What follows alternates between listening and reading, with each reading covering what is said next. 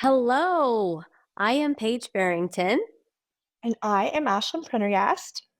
We are co founders of Love Ignites Peace, and this is our podcast, the Love Ignites Peace Bathtub Chats Book Club Edition, where every month we read a book that empowers your relationships, especially the one with yourself. Read the book and then listen to the podcast, or just listen to the podcast and decide if you want to read the book, or just enjoy the discussion and take away a few words of wisdom. For those that have been listening for a while, welcome back. And for our first time listeners, we are glad to have you join us. Alrighty, on to our on the air book club for today. Today, we have with us Noelle Dunker, a teacher of children and a teacher of wisdom to both kids and adults. We have Jenna Principe, a seeker of wisdom, marketing guru, San Diego native, and lover of her people and life. Ashlyn Prendergast, a very wise woman, still in her 20s, and my daughter. She has the heart of a lion and the mind of a business visionary. Ashlyn is the voice that keeps me in my lane and Love Ignites Peace's public presence moving forward. And finally, me, Paige Farrington, an author, entrepreneur, public speaker, and a never-ending student of life, love, and the human experience. If you'd like to find out a little bit more information about each of us, go to loveignitespeace.com/book-club. Our book this month is The Red Tent by Anita Diamont. This is the first time we've read a fiction book for Love Ignites Peace Book Club. So a few things here. Why did we pick this book? Well, how about just for fun? So while we're expanding our lens on life, we are also trying to have fun while doing it. I think another reason is because fiction gives us a glimpse into the expanded and sometimes different perspectives that are out there. And, a lot of history is told through a story. Yeah. And, we've just come off this series this year of reading a lot about women. And this book, though fiction, touches on the origins of women in history and how they've been forgotten or remembered and how they've been treated. And so it really gives us a glimpse into what I think is the collective consciousness or the creation of the collective consciousness around the culture of female service, female relationships, voiceless women, and women as the givers and caretakers of life. So let's start with a quick summary of the book for those that have or have not read it. This is where we just take a second to recenter on what it is that we actually read. The Red Tent is the story of Dinah, a minor character in the book of Genesis, chapter 34. The brief episode in which she appears is usually referred to as the rape of Dinah, a violent episode that has posed difficulties for biblical scholars over the centuries. Dinah does not say a single word in the biblical text. What happens to her is recounted and characterized by her brothers. Dinah is the only sister in a tribe of 12 brothers. In the Red Tent, Dinah tells her own story and that of the women around her.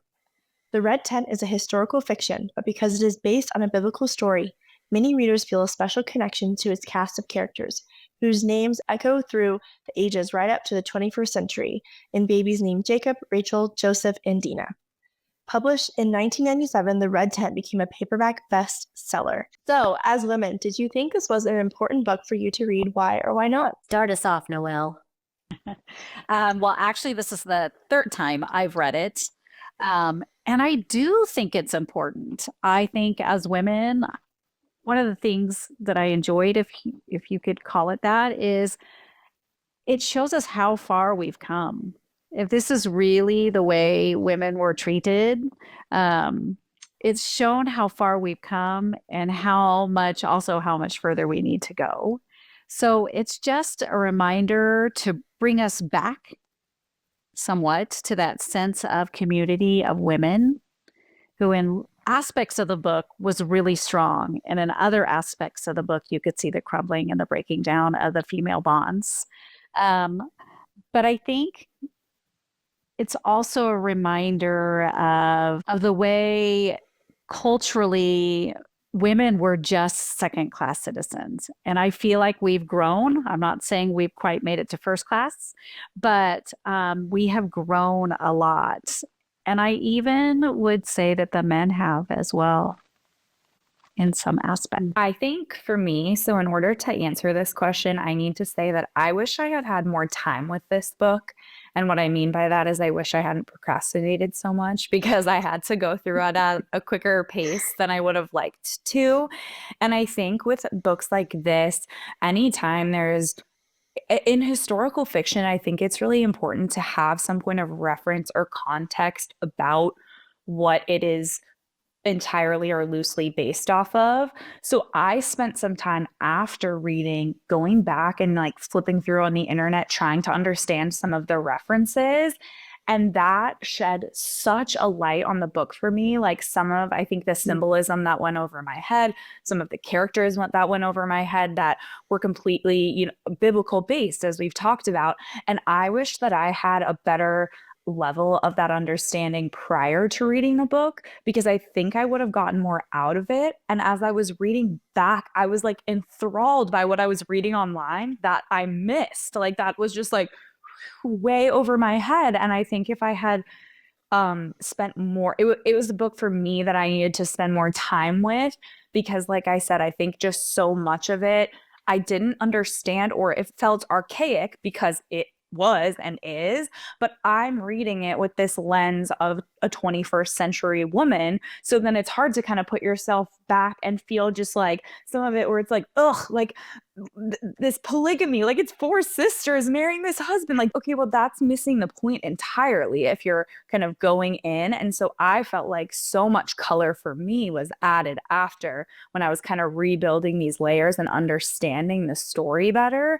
And that really opened my eyes and changed my perspective entirely. So to that, I agree with Noelle, because I think it also just shows the power of like femininity and embracing femininity. And we'll get more into this, but something that I thought was interesting that I guess I even didn't understand through the first time reading it was, I understood it, but not the gravity of it, is the concept behind the red tent and these women going inside and celebrating really their femininity and their call to womanhood and their fertility, and like how in present day, that's something like, even again, as a 21st century woman, I'm thinking like, ugh, like I hate getting my period. And then it's like, wait, that's missing the point, So yeah, I think it's great. And I actually would really like to reread this one at a slower pace and really be able to digest it better. I think it's so interesting.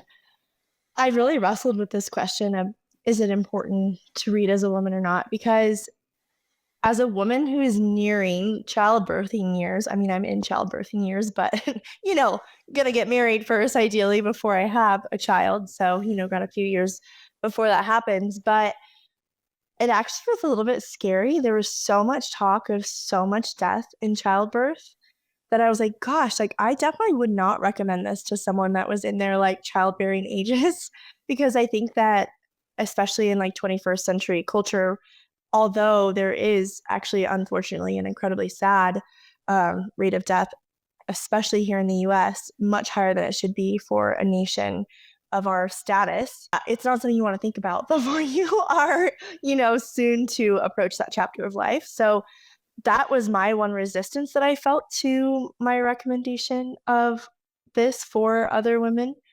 However, I would also say that I thought it was beautiful there, as Jenna mentioned, ceremony in the red tent and the honoring of the divine feminine and the sacredness of that.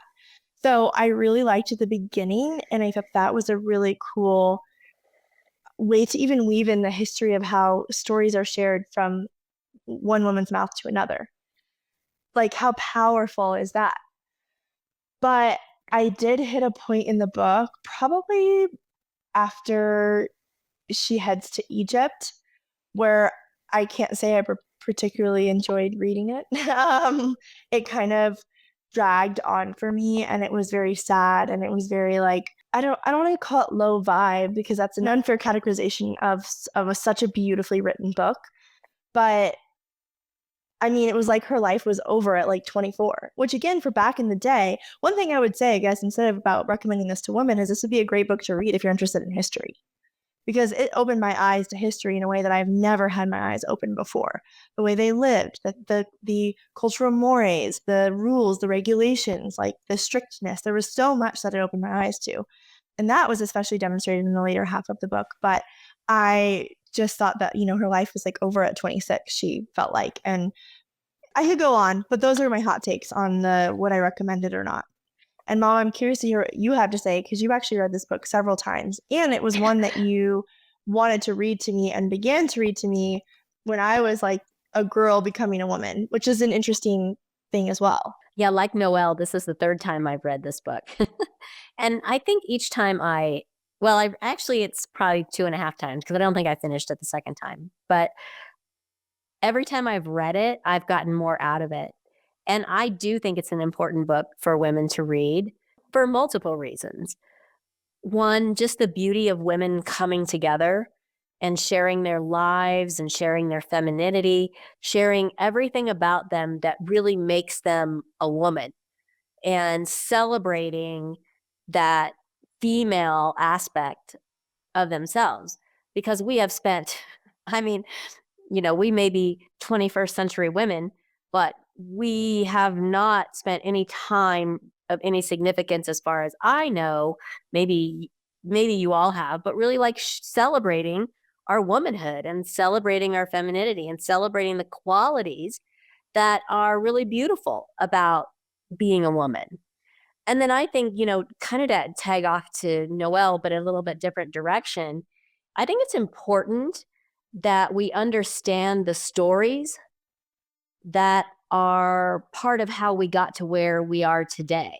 Noelle said, it's great. We have this perspective now, like, thank God we've come so far, which is so true.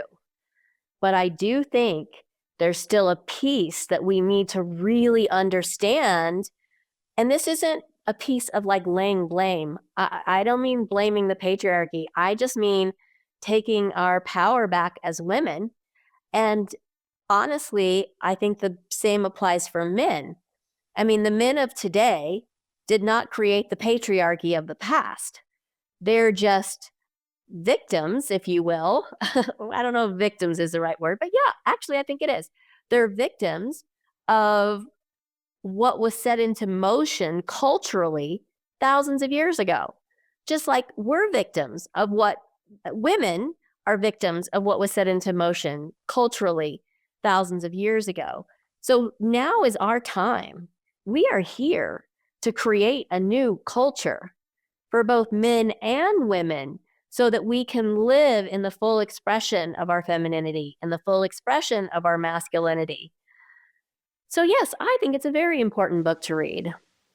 I think something that's also good news, I guess, is just from the four of us on the podcast. I don't want to speak for everyone, but I do feel like there's a definite generational gap between probably the way Ashlyn and I perceive this and gender roles and the way Noelle, you and Paige do, and the way I know my mom would versus the way I know my grandmother would, of course.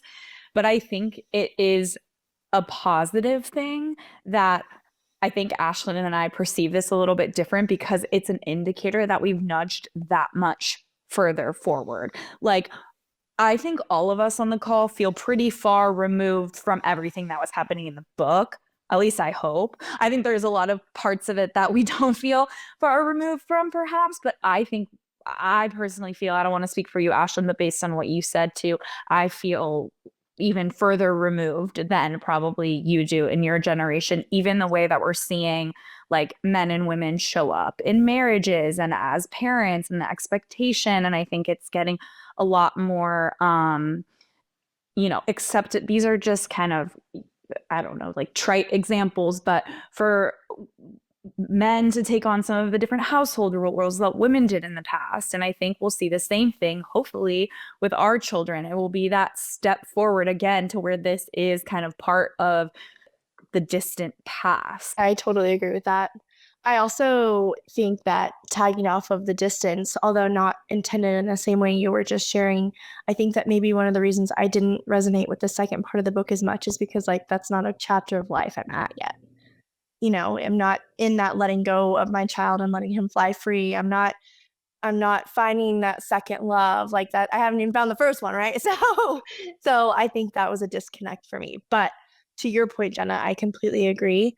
Something that I thought was really interesting was still how in today's society, though, there were things that mirrored what we see today. Needing to have your husband speak first or consulting your husband before. I'm not saying that we live in a society that needs to have our husband speak first, but I think in certain religious cultures, it's still very much a thing.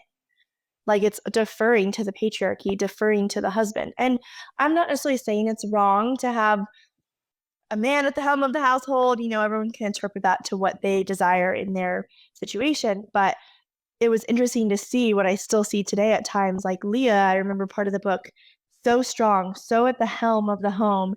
And she had to go to Jacob, husband, do you feel it's time that we, take down the tent? Do you feel? And so I still see some of that today, which is interesting and a little disheartening. So it's weird how disconnected we are from that past, but also the similarities that still have tethered through the ages. Ashlyn, you mentioned religion, but I think we have to give a nod to other cultures that are still extraordinarily devaluing of women. I mean, like mind-boggling. I was just going to say, just to to agree with Ashlyn and Jenna, I do think we see it differently from a different perspective, depending on where you are in your life, because I loved the stories of the midwifing and all of the different potions or concoctions that they had for all the different things. And because I've been at that place in my life, that fear is no longer there. But I could see how, if not, that was a large part of this story, is that midwifery woven throughout and the different scary scenarios. So I thought that was interesting, but I loved it because I'm on the other side of that. So I can definitely understand. Something I just thought of, Noelle, I think that those stories did add to the power of women in this book. Like, goodness gracious, the power of birth and bringing life into this world, again, sometimes devalued. And really the way that she painted it was like, no, it is literally life or death. Like it is a huge feat. You can labor for days. You can bleed out. Like things cannot go right. Like it is such a powerful, sacred passage. And I do think that although it added a bit of, I don't want to call it fear, because in my practice of my faith and all the things, I have faith and trust and flow and all of that. But I think it added to the power of the story. All right, so let's get on to our next question.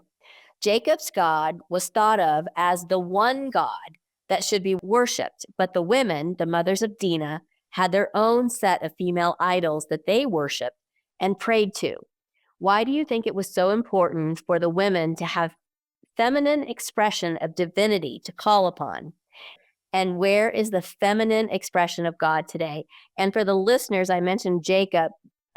Jacob was Dinah's father. So Jacob was the head of the household. Yeah, so I kind of wanted to tie this question back to the earlier one. It's something that Ashlyn and the rest of the group hit on about some of these pieces of kind of the masculine leader energy still prevailing in society today. And one of those that really stood out to me was with the god. So Jacob's god's name was El, right? I believe. And it refers to El throughout the book in different ways. And Jacob tells stories about him and such. But one thing that stood out to me was that El was the one who urged him to go back to his homeland in Canaan. But to me, that sort of depicted that all of their decisions were based off of Jacob and sort of his ego and his desires, which makes sense for the whole book and the patriarchy and the things that we're talking about. But that made me think about the ways in which that still prevails today. And Ashlyn mentioned the men being the head of the household. I see that all the time today. I mean, even in my own family and relatives. And I think some of it isn't so submissive necessarily as it was back then. But I've noticed even myself, like sometimes when I need something or have to make a big decision, I like go to my dad because it's like that masculine energy and feel like I need almost like that masculine backing because of the way that my dad was primarily, I guess, head of the household, quote unquote, growing up.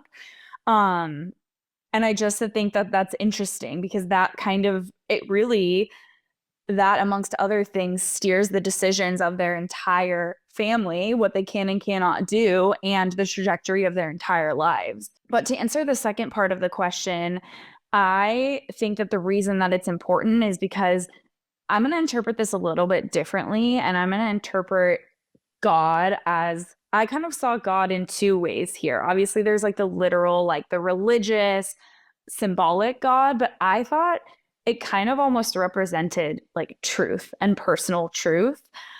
Because for Jacob, his God, again, El, that's the truth of what they're supposed to do and the path that they're supposed to go down. And the women in their silo and in their community have their own truth that they're following secretly. And they're not allowed to mix those two things together. They're not supposed to share about the idols that they're worshiping. And in fact, Jacob gets mad when he finds out that they are worshiping the God at one point in the book. And so I think the reason it's important is to have that independence and truth and uphold that and have like that North Star that's not I guess like a man or a thing, anyone in human form, to have your own truth that you follow after. Yeah, I think the whole religion piece of this it's very interesting because, again, the God that we have been taught to worship, at least in Western Christianity and Muslim and the Jewish faith, has been a male God. And I thought I thought I had a different perspective on it now than what I would have had on it, 20 years ago when I first read the book, which was very much of like, we should worship the goddess. And now I would say my perspective on it is a little bit more of, why do we have to do one or the other?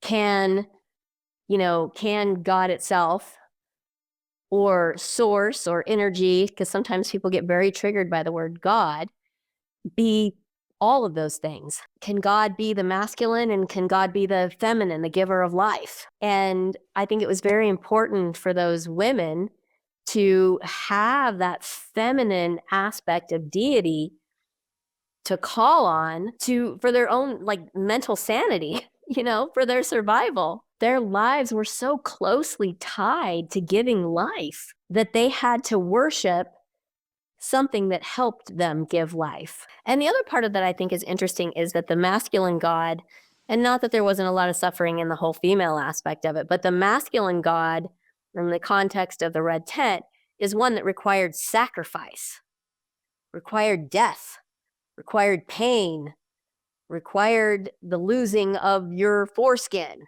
in order to be worthy of his love. I also thought the idols came from the father of the women, and he was not a very nice man, but it was their religion that came through their side of the family from their dad, who was portrayed in that as not a very good person, playing a very important role in all of their growth as women, and bringing them together because of the awful things he did. But then we had Jacob, who I really, really liked in the beginning. I really, really had all this hope, even though I've read it 3 times. I had all of this hope, but then he turned around and wouldn't allow them to have that, almost like he felt threatened by female idols, that patriarchy would be threatened by those female idols. So I felt like it was really layered. Yeah, I mean, as his fear increased, so did his control, which I think we still see in today's society. I also think when you really think about the female deities, you have to think about the women at this time. They really depended on themselves. Yes, they had their husband Jacob to go out and, bring them food and such, which is a very important role, but they did everything else. So if you have all this evidence around you that women are the ones that make things happen and care for you and love you and show up for you, it almost feels like disconnected to be like, okay, but now I'm going to pray to a male deity. So I think that's a little bit of an interesting reflection of their culture as women, now reflected in kind of the divinity side of things. But to the question of, where is the feminine expression of God today? I definitely think it's been something that's been lost, going back to what I said at the beginning of this, in fear. It's almost like if you give too much power to the feminine what will it do? And I think it's been a threat to the patriarchy. I think it's been a threat to men. And so thus it has been tamped down, lost, just like we saw in the book. As Jacob began to be afraid, he began to control, take away their deities, and no longer leave them with that connection. Which, to Noelle's point, is which I think is why the sister's father, the deities originated with him, because to him, those deities represented abundance, harvest, life, plenty. And so it was like almost when those female deities were gone, he was destined or subject to, plague and death and everything that would be the opposite of abundance and life. Well, there's another layer to that too, because he didn't worship the real women that were in his life. He treated them like trash cans. And so how ironic, right? He worships all these gods that bring abundance and prosperity that are all females, but then he doesn't show that in the real world. Again, that's a whole other thing that could be explored, the disconnect between religion and actual practice. Yeah. Great points, ladies. Great points. I totally agree with you guys. And I think that obviously everyone's like religion and spiritual practice is up for their own interpretation. One thing I also thought about, though, that I think is interesting, and I would have to think on this more. I don't even have necessarily an opinion. It's just a thought that came to mind that I think it's really interesting.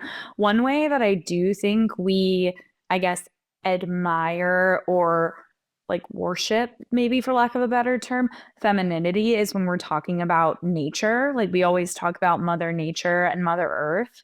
So I think that's really interesting because I personally feel like very connected spiritually when I'm out in nature. So I think it's a little bit of a win that we associate that with femininity. I actually wanted to ask something from the last question. The mom, Rebecca, and like her role in the story, because she's kind of like this wretched but powerful woman figure who like has a lot of power and treats others as inferiors and kind of expects everyone to follow her way of living. And I was curious what you all thought that represented. Like, is that supposed to be like a woman, like this is what happens when women, like, I don't know, almost like embody male qualities? Well, I do think that she played that role of, oh, I see how power is made, so I'm going to act like the masculine, even though I am technically feminine. I think we see that still so much in our culture that in order to be powerful, we have to mirror or mimic a man. And that's what will make us a better leader, whether it's of a country or a business or a school. Like I think about those typical feminine roles. Once you get to that level of leadership, all of a sudden you take on that masculine. Then the other irony in this book, and then the other story that ties into this, which is Joseph in the Technicolor Dreamcoat. I don't know if you all know that story, but Joseph is one of Dina's brothers. And Joseph has the gift of what they're calling sight, which is basically intuition. And so he is given all these powers because he has this intuition. He now works for the king and lives as a king and has all these royal things. So the irony is, here you have a man who is really embodying what is considered feminine qualities, and he is off to the races there as, this Egyptian prince now. I'm just, the dots are connecting in my mind because he also was the only brother that really got along with Dina. Like they were tight growing up, and they got bullied by the other brothers. Yeah, it's just kind of crazy. And then you have the woman, Rebecca, who is Jacob, the patriarch, the father's mother, who has the gift of sight. And she's considered powerful, but she is such a mean woman. No compassion. Yeah, it's like to get that power, she had to transform in a way that wasn't authentic. But the men could And- have either one and become powerful. Right. And it alienated other women from her. Right? No other women liked or could get along with Rebecca. And Rebecca wouldn't let any other woman close to her. So to be you see this theme, right? To be the one on top, to be the woman on top, you have to basically like put down every other woman around you. I mean, that's what she did. No matter what, no matter how strong, no matter how beautiful, she would find fault with another woman. Well, and she wasn't ruining men's lives. Rebecca was ruining other women's lives, profoundly ruining other women's lives. I was just thinking about even Leah and Rachel, that Jacob really loved Rachel. And I mean, even in the beginning about Leah letting Leah marry him, even though she was supposed to, and then she eventually married him. Just the whole dynamics of the games women had to play because they had to play into this power structure and how they had to play into that game. And then also, there's so many names, and I actually listened to it this time, which was really wonderful. But you're not seeing the names, so they just don't stick the same. But Dina's husband, who never, for a day, I don't even know if they actually were, but his mother and how she played into that power of, no, your baby is mine, and you will just be the layers that women had to go through. It was like all a power, so I could keep my power. It was so interesting. And what did those layers do? They just caused more hurt and more suffering and more pain for every single woman involved. This just goes back completely to what my mom and I have learned. We just got our official coaching certification as mother-daughter coaches, and so exciting and so cool. And if you're interested, check us out at the Mimosa Effect, because we have both the Loving Aids piece stuff going, as well as the MOMOSA, Mimosa Effect stuff. And this ties exactly into what we have been discussing, which is when women's needs or voices are not being heard, they then compete with each other. And the reason that this happens is from the patriarchy. They're not given the space, they're not inquired after.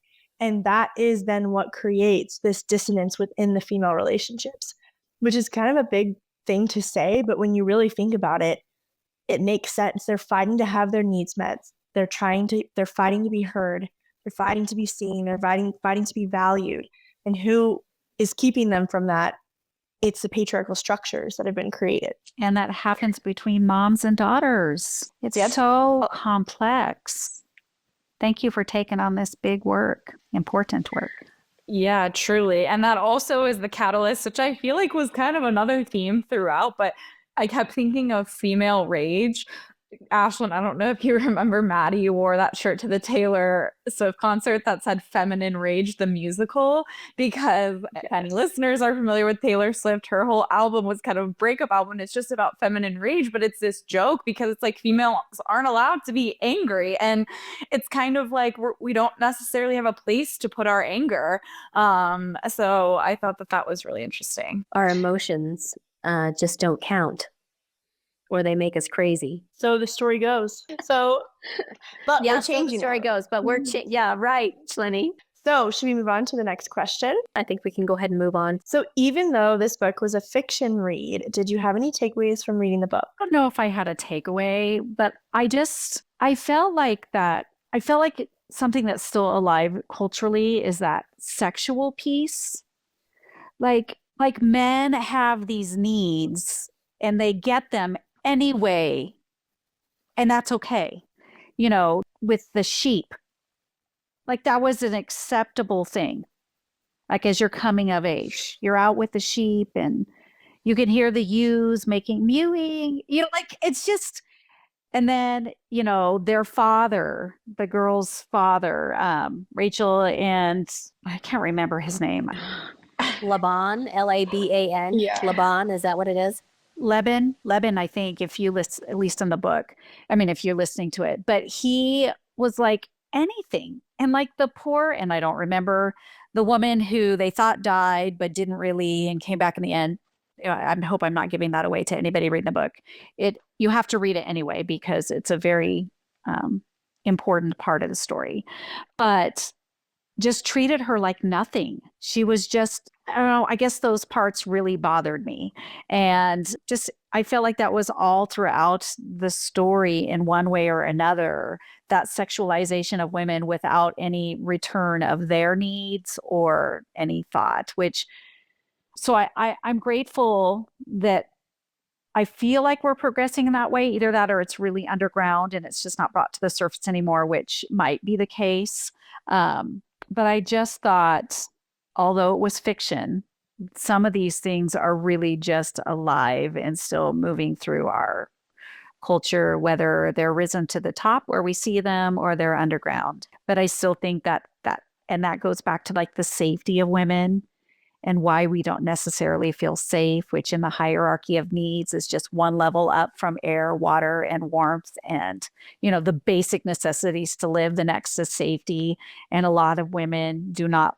They haven't been able to feel that in our society. Mine, I would say, and as I referenced earlier, I needed a little bit of help from the internet to fully understand the references. But once I fully understood the reference of Dinah in the Bible, as you guys said in the introduction to the story with the little synopsis, that she didn't have a voice in the Bible. So one of the main takeaways was females owning their own story and their own truth and having a voice and speaking for themselves. And Paige, it kind of reminded me of some of the things you've spoken about. So I don't want to, steal your story and make it my own, but it kind of reminded me of the importance of that. You've shared that for a long time, you felt like you didn't have a voice because you felt like you needed to let other people speak for you, and that other people's truths throughout your life were more important than yours. And you didn't trust yourself to kind of speak what you thought and your truth. And I feel like in a lot of ways I do a good job of that, but in some ways I still have work to do there. And so that was my takeaway, just holistically owning full circle your story and your truth and being able to speak it and keep it alive, and that it matters. I appreciate that. I actually really appreciate that nod, Jenna. And it was totally the story of my life. And I think one of the reasons I've had so many, like dental problems, that's where like all my issues have been, is in my mouth, because I was just honestly very silenced about what I really felt and what I really thought. And I didn't feel safe sharing what I really felt and really thought. That was really the key of it. Not at all points in my life, but for many years of my life, I didn't feel safe. I didn't know what the retribution would be, the retaliation would be if I actually said what I was thinking, which that's not blaming anyone else. That was my own issue for not being able to have the courage to be able to speak up. I think this book is an important book for women and men, if they are willing to read, because I think it is such a history of where we've come from and all the things that have resulted from human beings treating each other this way. And in fact, I would say that women weren't even treated as human beings. And, that's a really, we've really got to start putting it out there. We're all human beings. And as human beings, we all want to be empowered to say what we want to say, to feel what we want to feel. As a woman in this book, and as a woman in my generation, we were responsible for everything, including responsible for making our husbands happy. I don't know if Noelle agrees with that, but and I think that's different maybe for you and Ashlyn and your generation. But man, that's a hell of a responsibility for a woman to have to shoulder. That's like you're responsible for everyone and everything. That's a lot.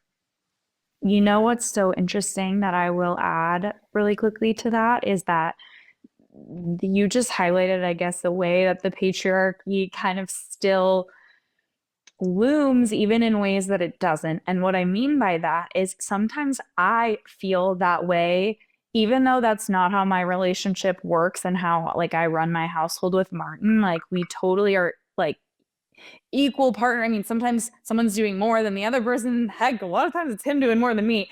But sometimes I will feel like, for example, tonight he's coming home a little bit later for work. I'm like, gosh, I should have dinner ready. But he doesn't care because he knows I'm also busy and I worked a full day at work and we'll figure it out. Like whoever can cook the meal can cook the meal. But that kind of looms probably because that's an expectation that I've seen generationally. But there's nothing in my life that indicates that to be true. Like I'll be like, oh my gosh, I'm so sorry. Like, you know, I didn't cook dinner or I should have cleaned because I worked from home today. And he's like, I don't care. Why'd you think you had to do that? And so it is really interesting that it's like unlearning some of these things that aren't even a part of my daily life. Like it's just these like expectations that came from somewhere else that are like getting, dumped out with the previous generation, but there's still some of that kind of looming like, oh, like, am I doing something wrong or being a bad partner if I don't do X, Y, and Z? But yeah, I just thought of that. Yeah, it's so interesting. I mean, that's where we have these generational beliefs passed down. And to my mom's point, why, as you explore yourself, you might even want to explore the generations before you. And not to go back to our mother-daughter coaching certification, but this is one of the things that we learn how to do, which is this generational mapping. Because you go back a couple generations and you see themes that are playing out in your life, and you're like, oh my gosh, this is how I got this. This is why I believe this. This is why I do this. And it also gives you compassion and understanding for why your mom or your grandmother might have done the things that she did. It was a cultural experience. It was a way of life that, as this book shares, we pass from generation to generation through the lineage of women. We teach each other how to be women. It is generational, and this is going back to my mom's point. One of the reasons to read this book is to see what things could have been passed down, or the way things were, or highlight, old ways. It's all about generational empathy and compassion. And I think also with Paige and I, we grew up in this highly television, and you saw the women and the way they were depicted by the media, which was you are taking care of everyone. And if not, you're at fault. And what are you doing wrong? Where I think media, I mean, yes, it is still a debacle, but I think the images that my children and the two of you see is a little more rounded and grounded and a little more, I don't know, equal feels like it's a word that's lost its power, but like more balanced. I guess balanced is a better word. So what you're seeing is more balanced than what we saw growing up, and the expectations that maybe didn't even come from a parent or an adult we knew, but came from the media. I'm seeing I Love Lucy flashing everywhere. Same. Literally. Yeah, I would get home from school and the reruns that would be playing would be like the Dick Van Dyke Show and My Three Sons. And there was another one, Father Knows Best or something like that, which is all the, the mom in the kitchen taking care of the kids, the family, the cooking, and the dad is the out. Wow, talk about the patriarchal lineup of the primetime TV. Yeah. And that was reruns, afternoons when you got home from school. I completely agree. I mean, I think that even today we still see some of that depicted in our, modern media. We haven't even talked about the idea of the fairy tales, right? And then coming to save us, all of these different layers.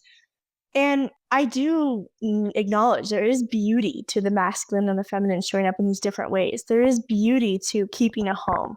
There's nothing wrong with that, and if that's how you feel called.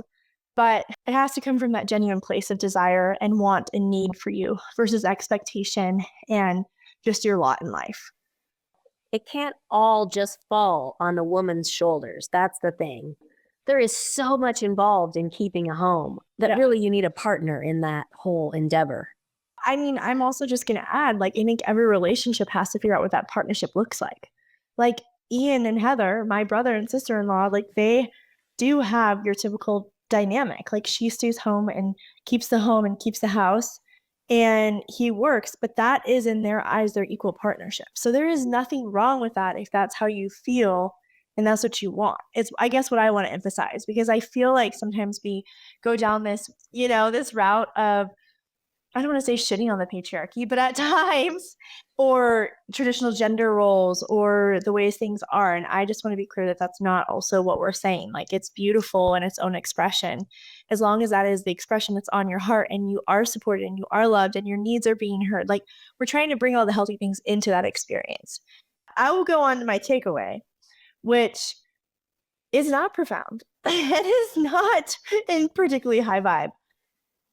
I just feel like my takeaway was like, thank goodness all these rituals and rites and sacrifices and blah, blah, blah, blah, rigidness is out of our culture. And I know there's still a lot in certain ways, but Lord help me, if even for the men, this was like not gender specific, it's like if the son of Dina were to say one more word to his uncle, who was a part of slaying his father, then he immediately would have to be killed. And that's just the way it is. And that's just, I'm sorry, it's just the way it is. I'm like, okay, people, we need to calm on right down. Or like, I'm grateful that we've gotten to a point in society where if a woman has sex before marriage, it doesn't ruin her. Now, I do think there are still some cultures that believe that, but I would say even 60 years ago, that was a deeply held belief. So, hey, we're making progress. That's a positive takeaway. But I'm just so glad that we're out of that. And unfortunately, this book, I loved the first half, and I said this earlier, but the second half just kind of left me with a heaviness. And that was just my experience with it. And I don't know. I'm kind of surprised. I thought I was going to just be like 10 out of 10. All right. Well, would you recommend this book then, Ashlyn? On a scale of 1 to 5, how would you rate this book? It's a really tough one. It was very beautifully written.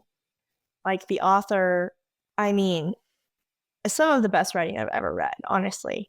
And the genius behind this, the research, the keeping track of all the characters, the history, she really, for her, just her work, I would give her a 10 out of 5. Like, that is truly an impressive feat. For my level of enjoyment of the book, I would land probably like 2.5-ish. I know, shocked faces across the crowd, but yeah, I'd probably land 2.5-ish. Loved the first half, didn't love the second. Jenna, we'll stay with the young ones. I'm gonna land at a 3, right in the middle. It wasn't my favorite, but I do think, to agree with Ashlyn, I actually meant to say this earlier, I think it's one of the most well-written books that we've read in the last 2 years. It was written so well and so beautifully. And I think, I don't know, maybe it's all subjective, but I said this in the past, I'm not a huge this wasn't Greek mythology, but both Greek mythology and biblical references, I just can't do it for some reason. But if I loved that, I would love this book, because I think you get a lot more from it if you do understand those references.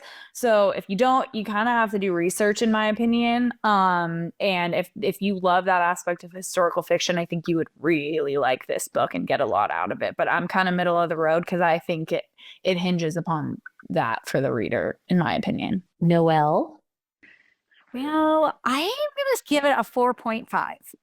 I actually really liked it. And I recommend, if you ever want to dig back in, listen to it. It's really well told in the audiobook. And I think that added to it. I mean, I read it the first 2 times, and this time I listened to it. And my book club, I think back in 2000, no, it was probably 2003, we read it. So, but my consciousness has been raised, just like I think our consciousness has raised since this book. But I think it is powerful to know, especially in times where you feel like things are so heavy, to know how far we actually have come. And as a collective, I think it shows just how much we have risen above. So I'm going to give it a 4.5. Actually, really enjoyed it.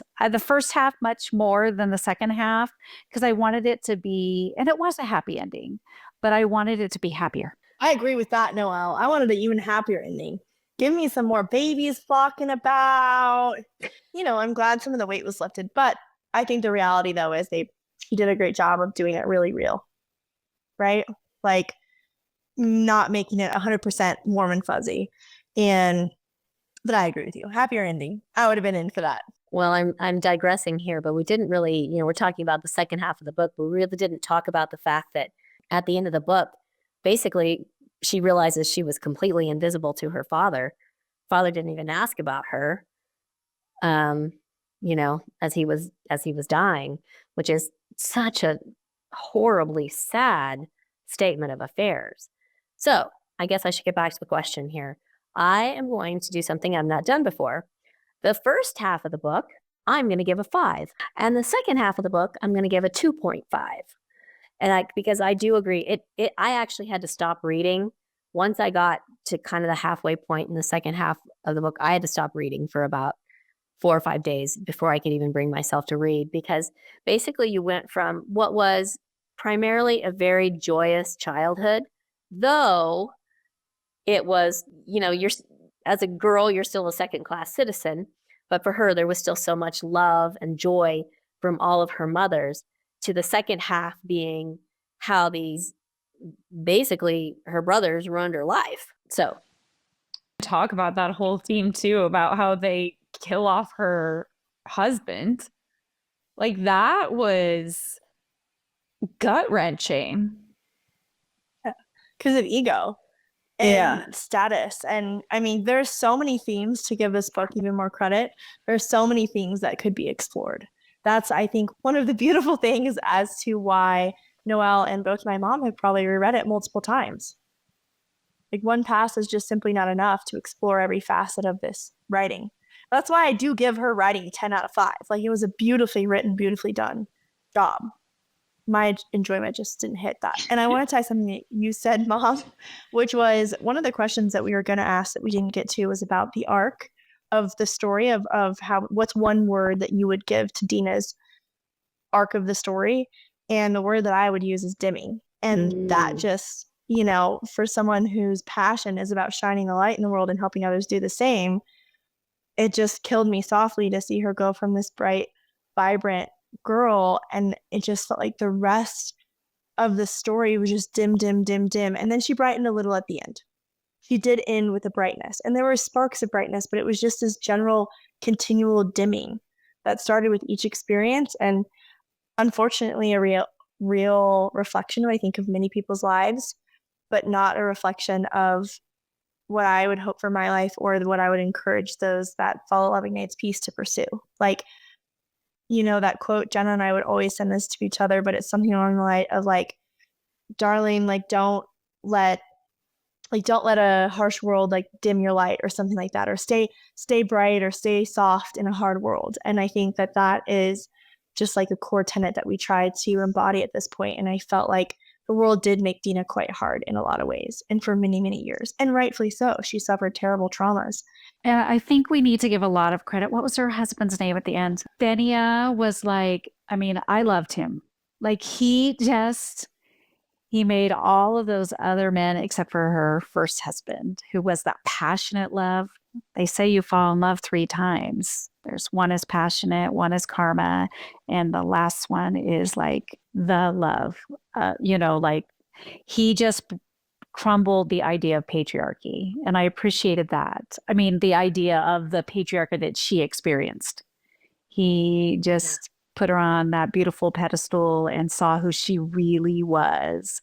And I guess that's why I wish and I don't know what else you would tell about that story, because stories usually are full of turmoil, but theirs was really sweet. And he even came back for her, with the help of her friend. So the story did have that matronly, that, we've talked about that through other books we've read, but I feel like that brought that back full circle to the love she desired and deserved. If you like a good story, it is an extraordinarily compelling and well-written story. Well, thank you all for tonight. For December, we are going to do our year in review like we did last year. So I can't believe it, ladies. We have read 11 books this year. Really, that is extraordinary. And listeners, if you have read along with us or even just listened along with us, that is extraordinary as well. So we will be back in December with the year in review. We want to thank you so much for listening, for joining in. And as always, I am sending you love from my heart to yours. Get your freak on.